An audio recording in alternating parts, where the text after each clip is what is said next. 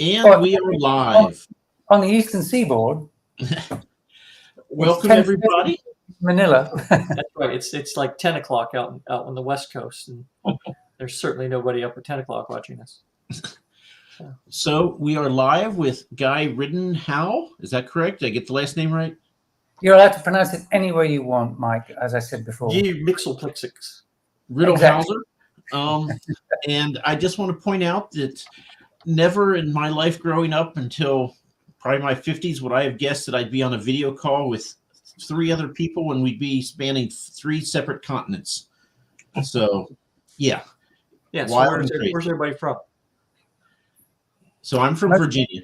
Yeah, well, we know where you're from. Not only do we know, we don't care.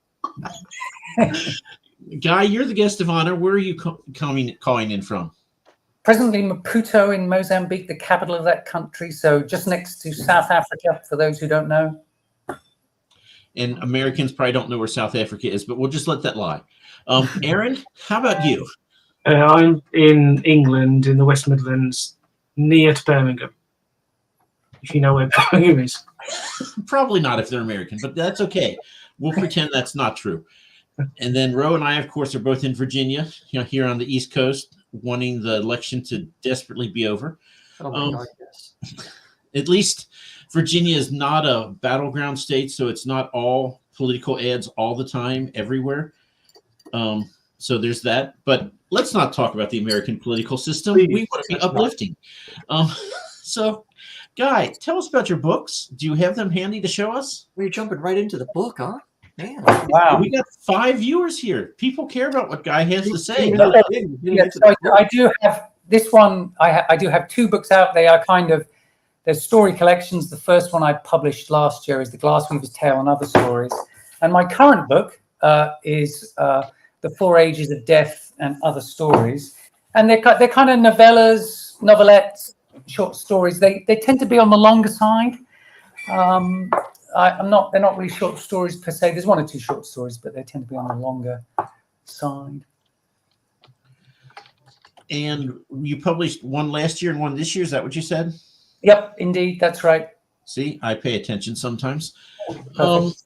And are they fantasy? Are they sci-fi? Are they romance? What are they? They are sci-fi. It's kind of social sci-fi, hard sci-fi, and it's a little bit of speculative fiction. The first book is definitely more straight up sci-fi. Sorry, the first book. That's the first book. Get my books right. And then the second book is a bit more speculative, but I expect Aaron can probably talk to that because, of course, I have a conflict of interest having written them. I can't really see them for what they are. I'm too close. Aaron's actually read them, and so he knows. I mean, I think so. What's your perspective, Aaron? How would you classify them? Well, certainly Glassweaver's Tale and Other Stories is science fiction, and with 4 Ages and Death and Other Stories, I'd argue that obviously the title story is science fiction, but the others are the first one and the last one would be more political fiction with a small p, and then November Sky would be slightly fantasy, but only very slightly, I'd say, due to the narrator. But that's about it. So Yeah. It's interesting.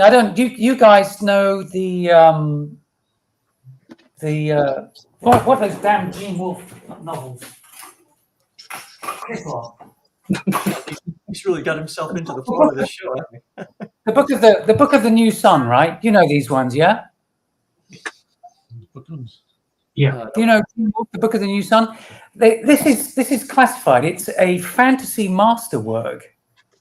And yet it's rock solid science fiction. But so there is this whole Arthur C. Clarke thing where if it's far enough in the future, we'd call it magic. And so there is this funny business where science fiction and fantasy can kind of become the same thing if you allow it. You could Tolkien's Lord of the Rings. You could have a science fiction if you wanted. I mean, he didn't write it that way, but it's certainly a world that could be created using science quite easily. Oh yeah, there's a lot of that you could science up, like the Palantirs, and there's a lot of things that you could. But what didn't it, like Fred Saberhagen, do something like that once, where these people found this stuff? It was a fantasy magic based world, and then they found like a tank or something like that. I seem to remember that. I don't. It was a long, long time ago. I read it. Yeah, I love that. I love that kind of stuff where you have one expectation, and then your expectations are completely ripped out from under your feet, and you're made to turn left really sharply and go, whoa, it's completely different. I do like that in a story, I must say. So, Guy, I'm going to call you Guy, but for our Canadian listeners today, I will acknowledge Guy. So, Okay. And he's fine with either. So, knock yourself out. How long have you been writing, and when was your first book published again? So my first collection of short stories was published last year, so that's 2023. I started writing seriously when I was 18, and so that's about 42 years ago. And right when we get to the thing that he's going to say, this is what happens when you have a podcast or a YouTube thing on 3 continents. Okay, are we back? I'm back. You back? You back? Yeah. Everybody here? We were able to do the Okay, math good. on your age, and then nothing else after that. Okay, so right, yeah, so yeah, you worked it out, and so I tried pretty hard on a number of occasions to get published short stories, and I never had any success. I got some encouraging feedback now and then, but I didn't really have any success, and so really I've been storing up stories for all time. And so now I'm going to start to publish a few of them. So, but that's the revolution. That was the revolution that really was terrific for me, was this whole indie author thing. Because that means now that I don't have to go through the gatekeepers of editors and magazines and book publishing companies. And the only problem is everybody else knows that too. And so we all disappear into the noise. So where you are, what's the national language, first of all, of Mozambique? Yeah, that is a problem. It's not English. Right. And of course, being English, are I can only... Well, the principal one is Portuguese, because Mozambique was a Portuguese colony in the past. Okay. But there are an awful lot of local languages, and in fact, local Mozambicans often won't understand each other if they're speaking their local languages, because they're quite diverse. And so Portuguese is a useful tool for the country, because it does unite everybody, at least with one language, at least those people who have access to education and can speak Portuguese. But it's also a problem if you're a writer who writes and is English, because they can only speak one language. So when I go there aren't many bookstores here. And when I go to a bookstore, there are very, very few English language books. So I don't really go to bookstores here, because there's nothing to see or buy, pretty much, for me. So you're kind of dependent on the Zon then, and selling online digital books. Well, yes, it's kind of been a weird experience starting my author career here in Mozambique, because I've not been able to support it in any way that isn't virtual. And I'm hoping that explains my absolutely abysmal sales, and that when I come back to America, I will be hailed for the writing genius that I am. Let us know how that works out. Sure will. Well, yeah, I won't be coming back on your show, because I just, you'll be too small for me. Oh, God, yeah. I'm kind of surprised you're here now, to be honest. When are you making the move back? Well, so it's going to be next year for sure, Okay. because we've been here now. We've actually been out. So I'm not originally from the United States, or from the UK, as you can probably tell from my accent. But we came over to the States because I was working for, I don't know if you know Nature magazine. It's like a magazine that publishes scientific research. I was brought over to the States to work for them, and we swore blind, myself and my wife, that we would hate America and Americans. We would stay for 2 years and leave, and of course we never left. So are you going to have to give up your sweet full-time authorship when you come back to the States?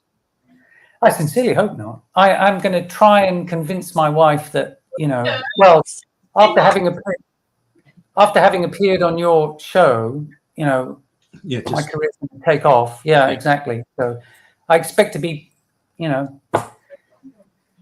minting the money. We only take 10%. Every time you do that, every time you cash a royalty check. Hey, Aaron. Yeah. I saw a cat. Yes. What's the cat's name? Ginge. That's Yeah. That's very original. I know. You bear me a second, I'll pick him up and show. Give you a full view of him. If you all hear thumping, my wife is moving furniture. So I'm only here today because I avoided going to IKEA. But yeah, there's new furniture coming into the Bushy household. So, Ginge! Oh, He's podcast is better already with the cat. yeah. Well, I'll get my Labrador up here at some point. So, I won't be Guy, picking her up. when you come to the U.S., where do you know where you're going to be? Are you going to be like in New York or? Well, we've lived in Washington D.C. since 1994. I'm sorry. There's two types of people in Washington D.C. There's the people who live there and everybody else, and we're the group that live there. Everybody else are transients. This Donald Trump bloke and all these other types, they pop in and pop out. We don't take any notice of them. I feel like a true DCite. I'm very proud of my. Is that where you're planning on moving back to? Yeah, we'll be back in DC. Oh man. It's the only place in America. America is the birthplace of democracy. It's the only place in America where you can't vote. Well, you can. It just doesn't matter. Yeah. Okay. Right. Fair enough. Just they can vote in Puerto Rico too, but Keeps them happy. Keeps them quiet. So, been asked by T Wolf here: is that a Steve Wilson shirt? Yes, it is. I'm very proud. Look at that. Can he name the album? It actually glows in the dark. I wonder if we could. Do you think I should try it out? Give it a shot. Why not? Okay. We've never had a glow in the dark segment before. But I think we might need some light. Oh, look, there you go. Look at that. Oh, come on. Yeah, that's not terrifying at all. He says the album is Raven That Refused to Sing. He's right. If I could send him, I'll send him a copy of I'll send him an ebook. Does he want an ebook? Well, you can send him one anyway. It doesn't matter if he wants it. Do you remember the time that YouTube released? Not YouTube. U2 released that album free on Apple Tunes or whatever it's called, and it was utter outrage about the people getting this album they absolutely didn't want. How dare you give me free stuff? Yeah. Well, I tried to understand that, right? I mean, even if you don't like the album, just delete it. It's not a big deal. Yeah. Anyway, in fact, if what was his name again? The gentleman who knows this one? Timothy Wolf. If Timothy wants a free ebook, he should. I don't know how he can get it. You'd have to kind of like go to my website and drop me a note or something. Well, what you can do is Tim, just send Mike or I an email address, and we will get it to Guy. Yep, and I will send you. He's all about the free stuff. Right on. I can't claim it as a sale though. That's for sure. Yeah, well. Never mind. You're indie. You can claim it, and who's going to double check? Exactly. Except, well, come on, you've just solved my problem. Who's there to notice? Yeah. Aaron, are you have you written something yet? No, I haven't, but I am planning to. Get on it, man. What's the hold up? I know there's a I'm not sure you know Criminally. It's a YouTube channel. Yeah. Does news. He this year did an anthology called Garbology, which is all sort of trash fiction. He's doing another one for next year for August, and so I'm planning to write something in the next week or so to see if it'll go into that. Oh, right on. So what So about one your novel? Is that being written now that it's November, or NaNoWriMo and all that? Oh no, it's Who? just sorry. Oh, go ahead, Aaron. I don't know if you're talking to me or Guy. Which hand? That hand. Aaron, that way. Oh, no, well, no, the reason I'm just writing it now is because I've just noticed it. They're putting the collection. They put up a couple of videos saying the collection's going to. Their submissions are until the submission date is until the 31st of December. So I'm just writing it this month to get it done.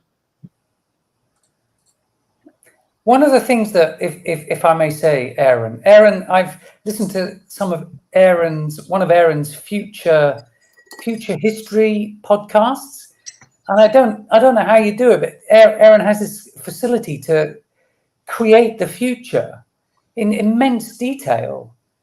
So he'll give you. He's given the entire history of the Earth for the next 100 years, in really deep political machinations of all the different countries around the world. It's really fascinating, and I don't know. Take a guess on how he does it, and Aaron, you let me know if I'm right. Edibles. No. It was a Guesswork. Guesswork and a bit of imagination for the most part. So, do we stand a chance? Are we still here in 100 years? Yeah. Mike and I aren't, but figuratively us. Yeah, we're here. We'll find out, I guess. So, Guy, what are you working on now? So I'm gonna start. I need to publish a novel as opposed to stories, and so I'm working on my first novel, or what will be my first novel. Though I think it's the 7th one that I've written, and it's called Heaven's Gates, and it's a kind of it's set in the present, I guess you'd say, and it's a very unconventional alien invasion. It's kind of I was trying to think how to describe it in a way that you might get a feel for it, and I'm going to make comparisons to writers who are many orders of magnitude better than I am. But so it's a little bit like, I'm sure you know Solaris. Yeah. By Stanislaw Lem. It's got a bit of a Solaris vibe, except it's on Earth, and so it's a little bit. It's almost you're discovering. Well, I mean, with all science fiction, you're really learning about us humans and our present world, rather than any kind of future world. In most cases, it's really a reflection of our own times. And so, yeah, this is very much a kind of gestalt about how we are and the way we live now. And it's kind of, we get it through the mirror of this alien invasion. And that's probably put everybody off, but that's what it is. So if you get it published by August, you should look at the self-published science fiction competition. They take 180 sci-fi novels and they put in 6 groups, and you get lots of reviewers to read it and give you reviews, and you end up, it's a good way to publicize your book. I'm in it this year for now. Don't know how much longer, but right now my book is alive. So yeah, I came across that recently, and I will definitely do that, because I was kind of, indie authors, we don't get a lot of love. We don't get a lot of free love, that's for sure. If you've got money, you can buy yourself a halo, but if you want to kind of get plaudits without having to spend cash money on them, it's not trivial. And I would think for you, those type of things that you can do will kind of help, let the wife know that you're busy doing real work and you need to keep not going to a job so you can keep being a full-time author all the time. Well, that's part. You are. I hope she's listening, so she knows now. So it's all the cat's out of the bag, but it's partly why I'm here, right? She's listening now, and she hasn't said anything in the comments. Come on I now, think she's waiting till afterwards. Mrs. Guy, come on. Ugh. So, your alien invasion, but it's going to take place on Earth. Have you picked a continent, or is it all over world spanning where the aliens arrive? Well, it is world spanning, but I was gonna locate it in the 3 places that I know best. So one would be here in Mozambique, the other would be Washington D.C., and then the third would be probably on the south coast of England, like in Hastings or around Hastings. And yeah, it was. I wanted to get, you get then very different perspectives on the invasion. Of course, you get the American perspective on the invasion, the kind of the British perspective on the invasion, and then the Mozambican, which is essentially a developing world perspective. And they would be very, very different reactions. I think if aliens invaded Washington, D.C., though, I don't think they get a lot of pushback. Well, would anybody notice? It would be a bit like... There's that too, right? What's that movie, that wonderful spoof of Star Trek? What's the name of it? What's the name of that? Oh, with Alan Rickman? Yes. Galaxy Quest. I love it at the beginning when the Captain Kirk character, when the aliens come up to him, he doesn't realize what the hell's going on until about a quarter of the way into the movie, and he finally twigs that, yes, those are the aliens. So EL says a tiny step away from the stereotype science fiction happens in England or US. But if aliens exist out there and find their way to Earth, it's likely because of stuff that we have sent out, right? And a lot of it's in English. So there's a little bit of sense that they would go to the English-speaking countries. Yes, that I hadn't thought. That's interesting. That's really interesting. Yeah, I like that. There's a story in there, isn't there? There really is. I'm more of the Calvin and Hobbes kind of side of science fiction, in that the proof that there is intelligent life in the universe is that none of us has tried to find us yet. So what was it? Yeah, I'm going to give away a short story idea here for free. But so one of the short stories that I wanted to write was a story where the reason why aliens don't come here is because it's like, it's like those really, the primitive tribes. If aliens turned up, it would go to hell here in a handbasket immediately. I mean, you think the stock market would crash. There'd be no reason to go to work. Religions would be mightily pissed off. You name it, it would be a problem. It would depend how they came and what they did. Okay. Well, amplify on that, please. Well, I mean, if they're coming down, if they're not coming down, guns a-blazing, it might not be all that bad. It depends who they go to first, right? Because if they go to the people that they seem to go to, if you believe all the alien encounter stories, no one's going to believe it anyway, right? Because they always find some dude out in a trailer park in the middle of nowhere, right? But EL said that someone might complain about says mighty cocky, the whole English language thing. EL, I'm not trying to be cocky about that. The only reason I'm saying that is all the stuff that we've shot into space, the stuff that's furthest out there is like old American television shows and everything from the 50s and all that. That's all I'm saying. I know other people have sent stuff up there, but a lot of it's in English. Some of it's in math. I mean, they don't really do it in language so much anymore. But not trying to be cocky, trying to be realistic, I guess. So wouldn't the very first stuff be the radio stuff, or maybe the signals weren't powerful enough for the radio? I mean, they're probably... well, it would be whatever's in Voyager 1, probably, right? Because that's the farthest thing out there right now, yeah? Yeah. Well, there must be there's a whole...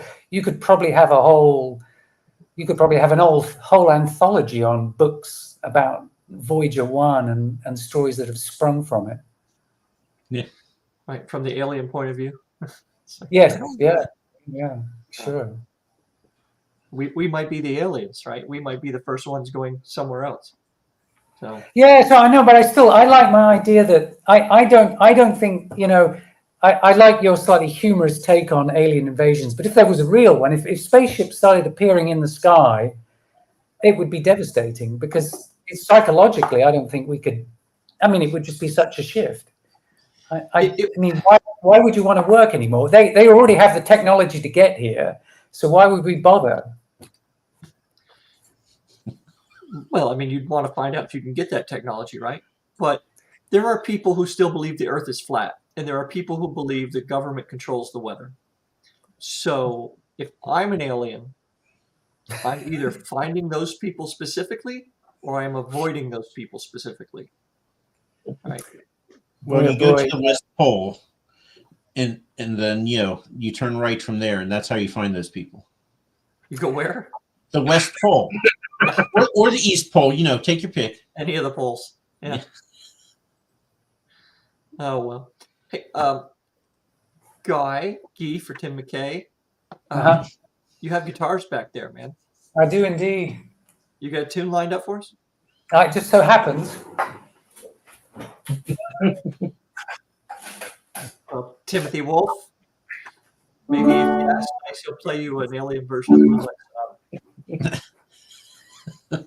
Well, actually, maybe I should do. I did this one in tune. I should do a humorous one, I suppose.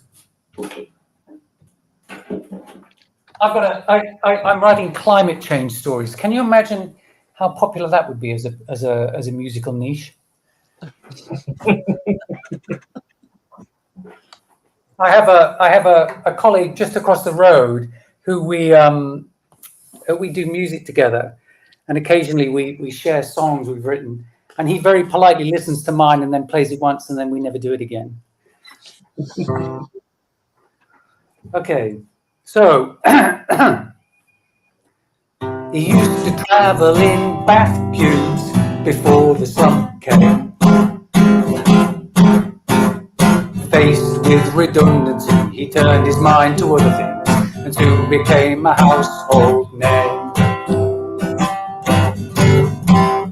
Knicker elastic, we all use it. Knicker elastic, there's no refusing. It's the knicker elastic. I'm going to applaud. I didn't get half the words. So, do you know where that comes from? No. No. So, you ever heard of the Ruttles? Yes. Yes. Well, that is one of the Ruttles songs, the Knicker Elastic King. And I think it's a parody probably of something like Maxwell's Silver Hammer or one of Paul McCartney's more saccharine sing-alongs. Paul McCartney doing saccharine sing-alongs? Say it ain't true. Yeah, it's not often we get a Ruttles reference. Oh, there you go. You've got everything today. 3 continents and a Ruttles reference. Right, yeah. We damn near got a bingo here. Let's go. That's the next thing you need to do. You need to do, podcast bingo. Well, but don't tell the author. Don't tell the author. What you have to do is you have to induce the author to say the bingo words. it would more likely be a bingo for the folks in the chat to see if we hit on the topics that we often hit on here. Yeah, you're right. Yeah, you're right. Yeah. So next week we're doing Fantasy Feud again, right, Mike? We are doing Fantasy Feud. Yes. Next Friday, right? Yes. The 8th. Yep. All right. So mark that in your calendar, boys and girls. 8th. Okay. Be there or be square. So is your wife can you see your wife right now? Is she trying to distract you or anything? No, I've closed the door, but when I turn the lights out, let me open the door again. I can smell that she's cooking dinner, which is another thing that I got out of by being with you guys. So it's spring down there, right? sorry. It's spring down there. Yeah, well, it's turning into summer. Today was pretty hot. I've still got the still got the door open because it was pretty toasty here, and it's going to get toastier. Speaking of which, go ahead. climate change. Yeah. Yeah. So what? Well,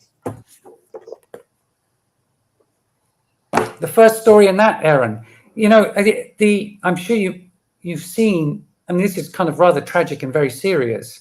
But you had those incidents in the United States recently, which are pretty shocking, and now Spain, which is also pretty damn shocking. And that's, you know, we're kind of building our own disaster here. I mean, just to be serious for 1 second. And it's, you know, we're kind of watching it in slow motion. It's pretty amazing. I mean, in a horrifying way. Yeah, that whole thing in Spain, that was something else. That was, what they say, a year's worth of rain in a day. Yeah, I mean, and it's kind of, I mean, I was thinking like, oh, you know, it's going to happen faster than we think it is, because scientists are always conservative. They're always like, well, you know, maybe it will, maybe it won't, because they can't say what they feel, because that's a feeling. They can only go on data. But everything's kind of been pointing it going quicker and quicker. And now we're seeing it. We are seeing it. And it's like, Something's going to have to happen. A move away from your book. Sorry. We are. Sorry, yes. Well, no, I wanted to say the first story, as Aaron will know in this book. Aaron, tell him. It's called The Day It Snowed Forever. And essentially the Gulf Stream swings down over the Atlantic, and the eastern seaboard of the United States just starts snowing and it doesn't stop. And you see how a family has to deal with this from the point of view of the eldest son. And really interesting. You've got obviously the difficulties of the actual snow itself, but also the collapse of society and the emergence of certain animals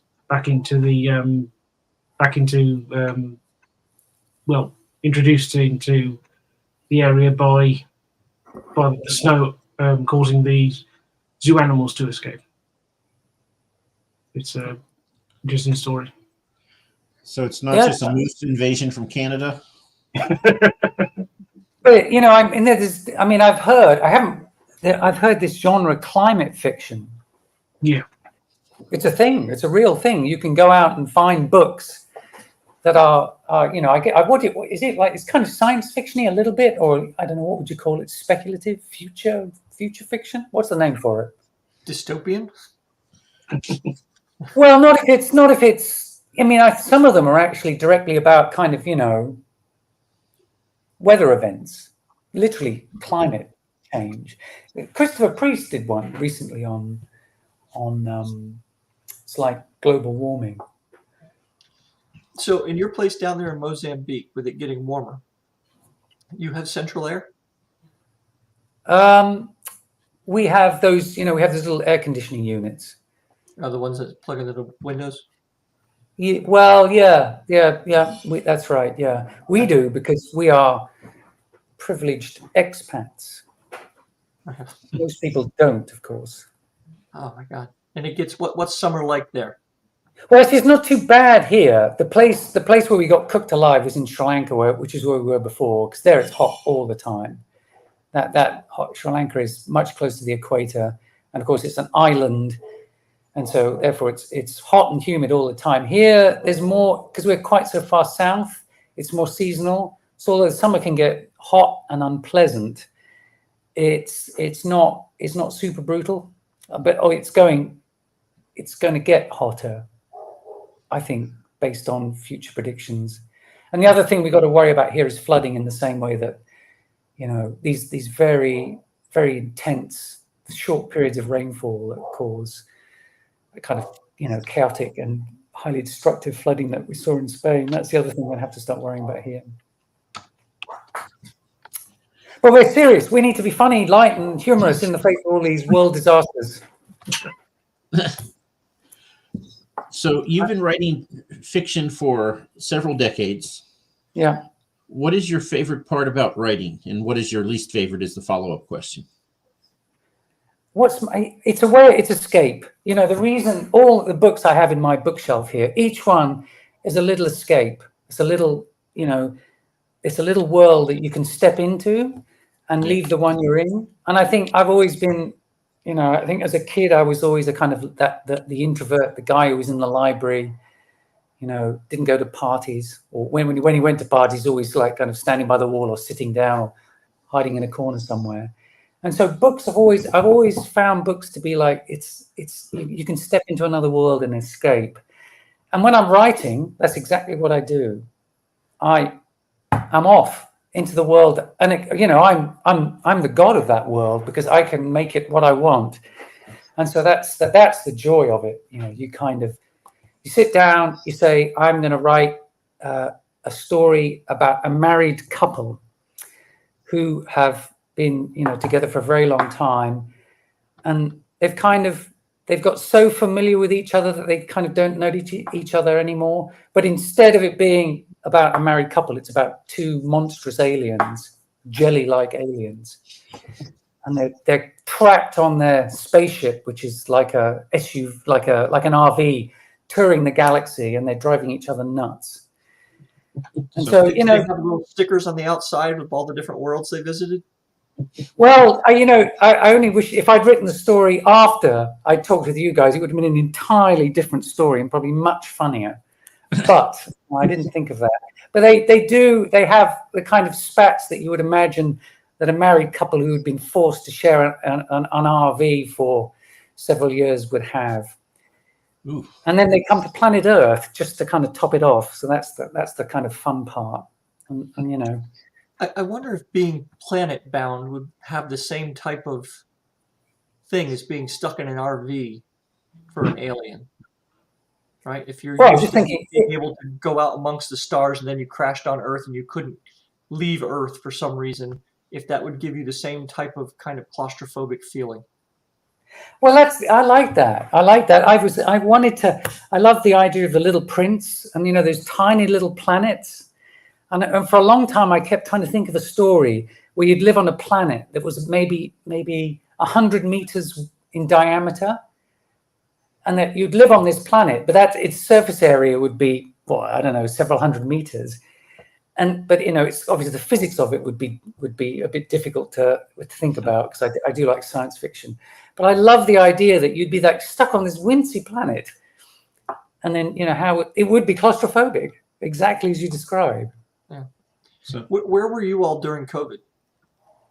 So we were in Sri Lanka when COVID struck, and that was quite a sobering experience, because in Sri Lanka we were confined to our houses. You could not move the streets. There was a curfew that was absolute, and so you couldn't leave your house. And as you can imagine, that was actually extra problematic, because I got bitten by a dog just before COVID struck, and the dog, it wasn't clear whether the dog had been vaccinated for rabies, and so I then had to go on a full rabies vaccination course in the middle of this COVID. So we were constantly, we had to leave to get to the hospital to get the vaccinations, and so we were having to blag our way through all of these, you know, soldier man checkpoints to get to the hospital so I could get my rabies vaccine in the middle of this bloody COVID crisis. And Sri Lanka is pretty densely populated, right? Yes, it is. Yeah. We were in the capital, Colombo. So it's but you're right. It's a fairly densely populated country because it's tiny. So I want to go back to something you said earlier, when you said when you're writing, you're the god of your world. So I like to think that that's true for me, but then I start writing things. I'm like, okay, you need to go over here. And my character's like, no, that's totally not what I would do. And I argue with fictional characters and I lose every single time. Does this not happen with you, or am I just crazy? No, you're absolutely right. You create what you believe are these, you know, your characters are your children, and they turn into monsters. You're absolutely, like real children. You're absolutely right. You're absolutely right. Yeah, they won't do it. You're like, go and kill him. And he's like, yeah, but why? And no, because I said so. And they won't. And you're like, I have to create another character to go and kill him now. Yeah. And then that other character, well, you know, it's like useless. It's useless, hopeless. Yeah, I've even threatened to kill my fictional characters, and oddly enough, that doesn't sway them. Yeah, because you're a weak god. They don't puny god. They don't fear you in any way. Yeah. No, that's true. That's true. You're only the god at the beginning. You're the god at the very beginning as you start out. That's right. And by the end, Let there You're be humble. light. And it's just like Adam and Eve, right? same They were thing. all Yeah. created, everything was good. And then they started making their own decisions and just jacked it all up. Yeah. I'm sure God's up there at a typewriter going, Jesus, they never do what I tell them to do. Just like you, Mike. So maybe you are God. And now we have an Adam and Eve reference for the show. This is the most wide-spanning show that we've done. Yeah. We're going all over the place. So, When Aaron, next? this is what you have to look forward to when you start writing in earnest, and you'll be all happy, and then you'll publish something, and you'll find the 3 typos that you swore were not there the first 57 times you read it. Yeah. So, Come on, join the insanity.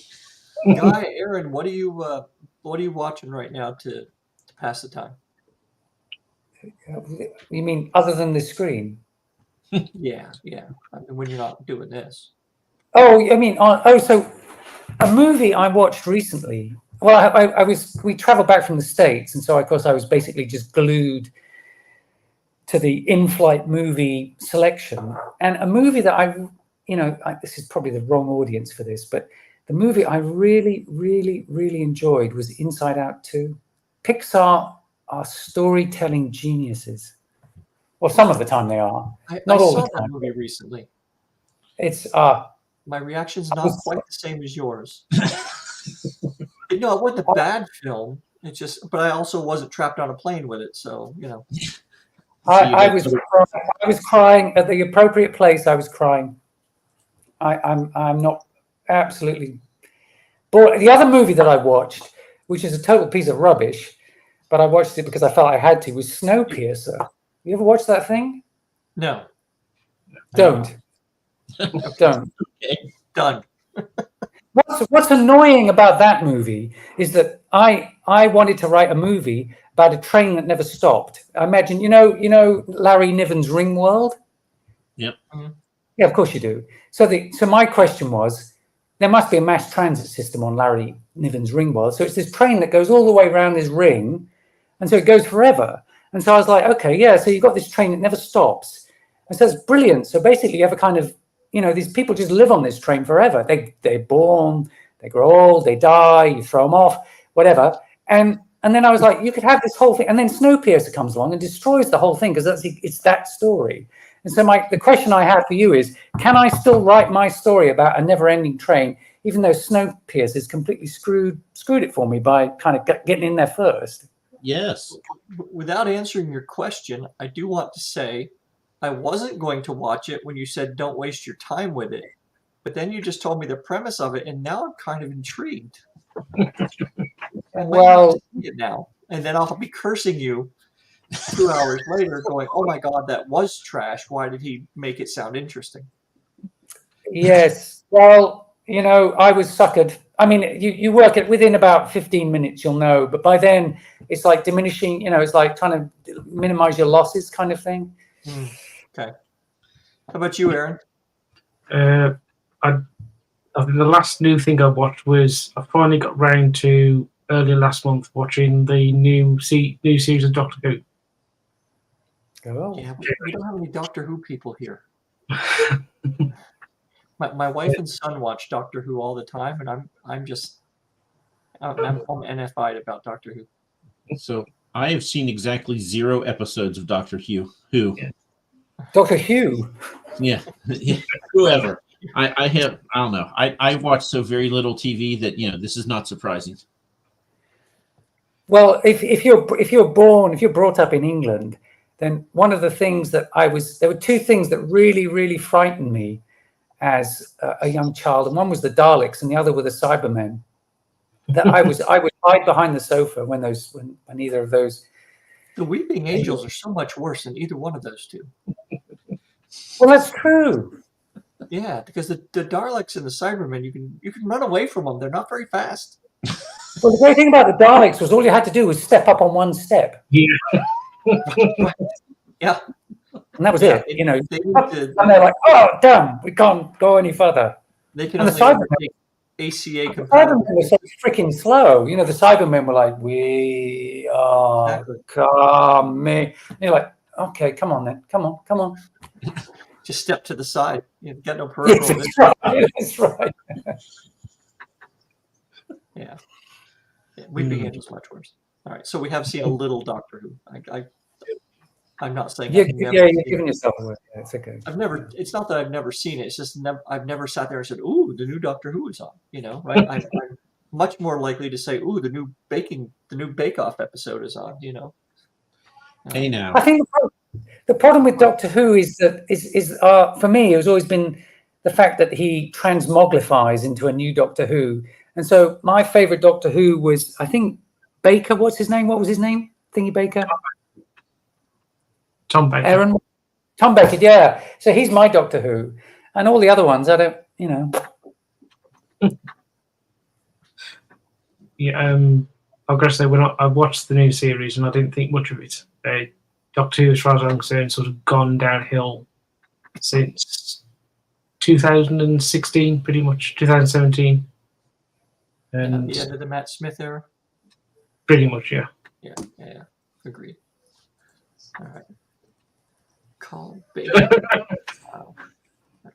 How old of a reference is that, Aaron? That goes back to 1986, I think. Oh, good grief. Okay.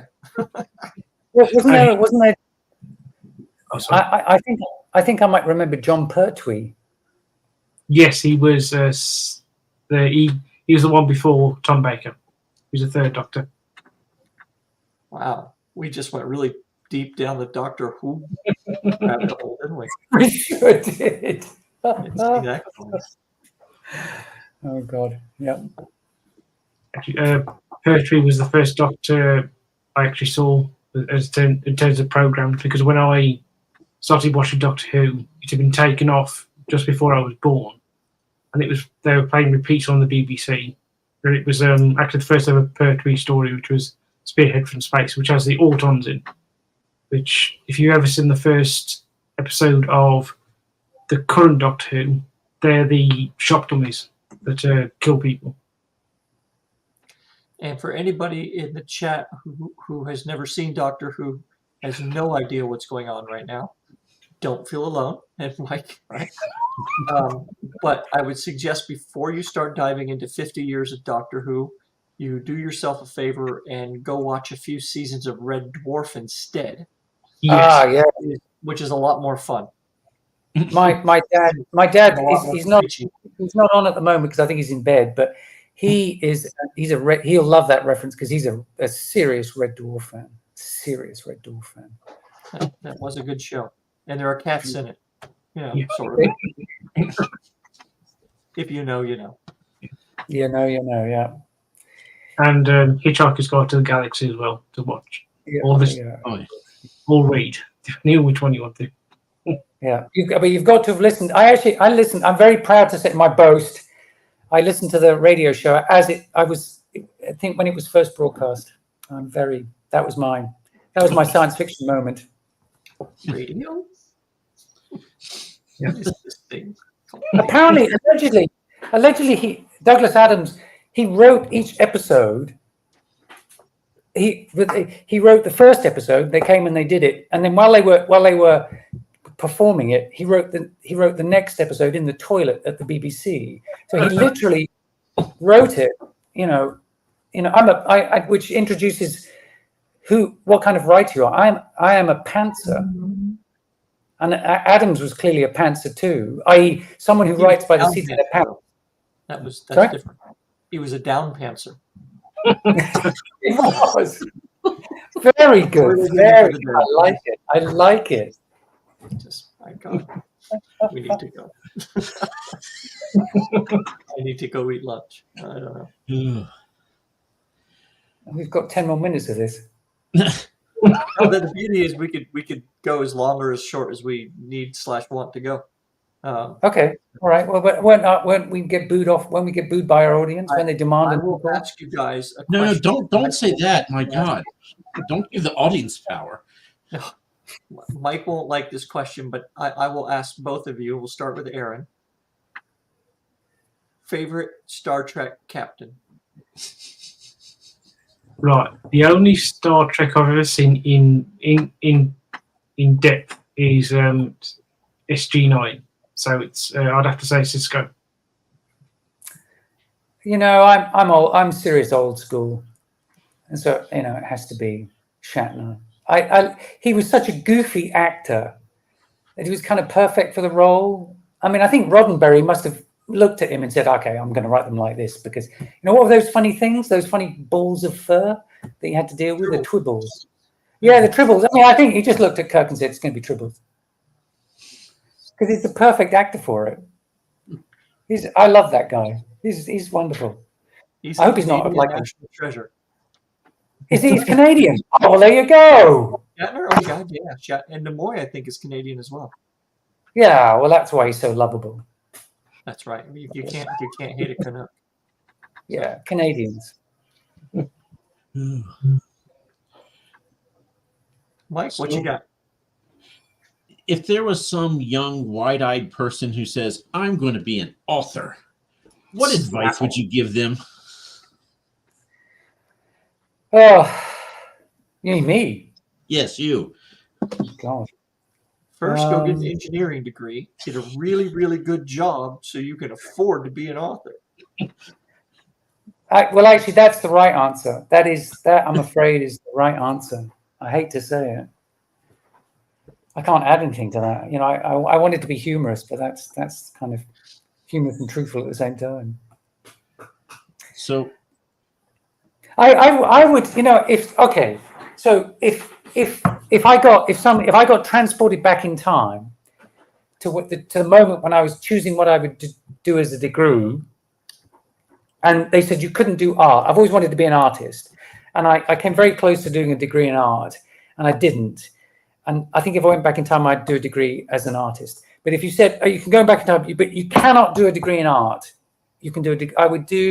I would say creative writing. And that's what this guy, Richard McKenna, the way that I came across Aaron was Aaron did a review of the Sand Pebbles. Now, you know exactly what the Sand Pebbles is. It's a novel by Richard McKenna, and it was made into a movie with Steve McQueen. And it's apparently one of Steve McQueen's best performances. I haven't watched it. I'm going to watch it. I've read the novel, and it's a really, really good novel. Now, what McKenna did was he was a marine engineer. He was basically a ship's engineer looking after the engine. And when he finished, he used his GI Bill benefits to go and take a degree in creative writing. And then based on that, he wrote his novel, and it's a classic which you don't know about, I guess. So, but it's really, I would say do creative writing, and if you can make it work.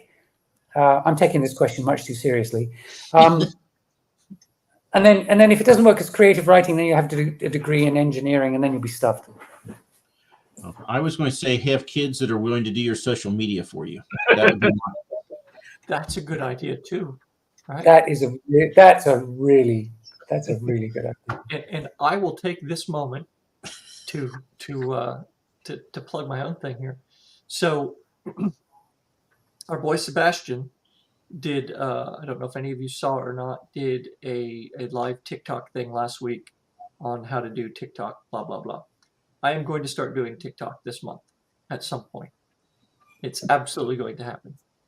So at Rosaire B, I will put it in the thing here. Give a follow. I don't know what it's going to be like. I don't know what I'm going to do. They will be very short. There will be no dancing of any type. So, but yes. So I agree. We get to the point where we can do this show live on TikTok. I don't know. Yeah. I have to stop swearing so much, but I have one TikTok story. I do TikTok. I love TikTok. I think it's of all of the What's your social TikTok media. name? Where can we people Like- find you on TikTok? It's at Guy Riddihough. Oh my God, I gotta spell your whole name. Yeah. So yeah. And it seems to, and so anyway, so most of my TikToks get about 100, 200 views, except this one, which got, I don't know if you can see it. Where do I find it? 846,000. Wow.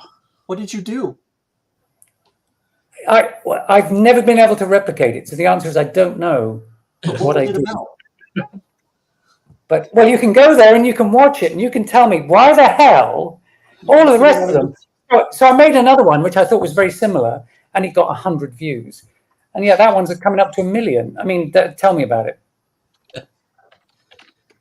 You don't I have no. You're going to actually make us go look. I mean, So that's I a wanted solid to get plan. freaking million. Huh? So what you're saying is you're the biggest celebrity we've ever had on Bald&Balding. Yeah, no shit, right? No. Crazy. Well, TikTok is once you join it, you'll understand. You'll understand that getting 1 million views doesn't mean that you're the next. Name someone famous here. Okay, I just typed in at Guy Riddihough and got nothing. It says this doesn't exist. Well, I don't know why that is. I mean, Okay, first of all, I'm on X, not TikTok, so that'll do it.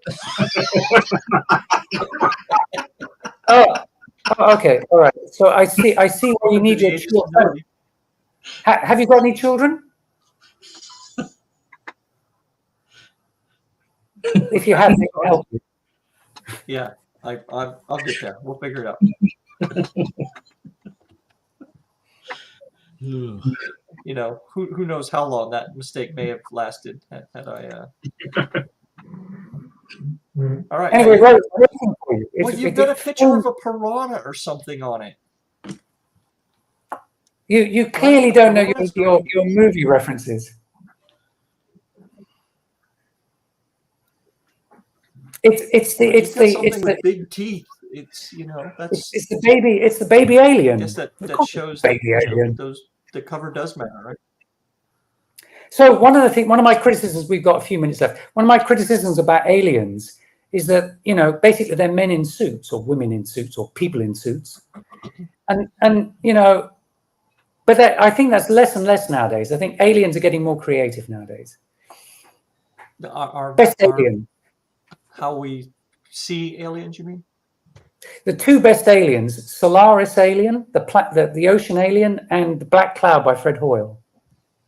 Any better than that? Mork. Sorry. Okay, you win. A really deep dive reference there. A lot of deep dive references today. Back to the 70s, I think, for that. Yeah, man, that was on repeat when I was a kid. Right. So, Guy, hold up your books again, so everybody can know because now that the show is nearing an end, they can go and buy these. Yep. Yeah, they'll run out. Amazon.com will. I think their printing capacity will be able to handle the vast rush. What will happen next? And, Guy lives in bloody Mozambique, so he's not mailing you a physical copy of the book. But if you order now, you should get it for Christmas. Go get it on Amazon and let them do their job. And, and Tim Wolf, don't forget to give us your address or something that we can get it to Guy and he can send you a code for your e-copy. Or subtly don't send it if you really don't want a copy. Wow. Okay. Is that the British way of doing it? No, he said. Yeah. I'll get round to it. You'll get it for Christmas, just maybe not Christmas this year. is what he's saying. So I did not even ask if you prefer the cream or the jam on the bottom of your scone. It's the cream on the bottom. You never put jam on the bottom. Never. Aaron, do you Never. agree? No. I think I haven't had scones for years, so. They don't have them in Birmingham.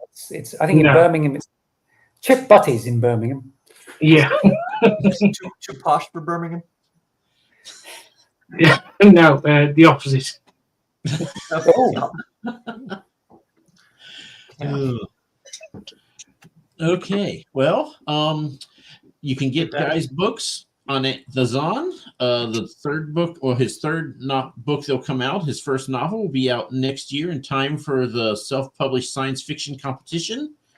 Yep. I'm going to hold you to that. So August is like the latest you can publish it. So get on it. Thank you, sir. And we had a show that we talked about Adam and Eve, Doctor Who, alien invasions, Canadian moose invasions, TikTok sensations, and a cat named Ginger. So, And the Ruttles. The Ruttles. oh, and the Ruddles. Sorry. Yeah, that was like a highlight, man. Yeah. Oh. We had someone from Africa play guitar for us and sing a song. Yeah. So that was nice. There we go. And it sounded pretty definitive that the jam goes on the top. Okay, All right, and we with are that, back. We are back. What Thursday, right, Mike? oh, I should 7th? probably know Yeah. that. Thursday and Friday next week. Okay, I'll tell Thursday you and right Friday now. next week we have We have, Daniel McDowell on the 7th, and then the second round of Fantasy Feud on the 8th at 8 p.m. So 7 p.m. on the 7th, 8 p.m. on the 8th. It's 9 p.m. on the 8th. So Mike, you need to change that. 9. Yeah, the 9 scheduler doesn't p.m. know what he's doing. Wow, 9 p.m. That's late. Okay. Oh, it's a Friday night. And then it So, looks you know, like we got J. Patricia Anderson on the 12th, Sarah Henney on the 14th, and Alex Robin on the 16th. there you go. So you have a few days free of us, but you know, oh my God. That's the first car that I ever owned. You owned one of those? Yeah, Messerschmitt. Do you know him? Classic. Absolute classic. Not just a little model one, but you've actually owned a real one that you could get inside and drive. Yep. Wow. That's terrifying. Yeah, that's true. Death trap. Oh. Okay, so don't buy one of those. No. You couldn't find one anyway, but. All right. Okay. Thank you, everybody, for joining us in the middle of a Saturday afternoon. Now you have your honeydew list to get back to. And don't forget to vote on Tuesday if you're in the U.S. Yep. All right. Time to Definitely. wake up.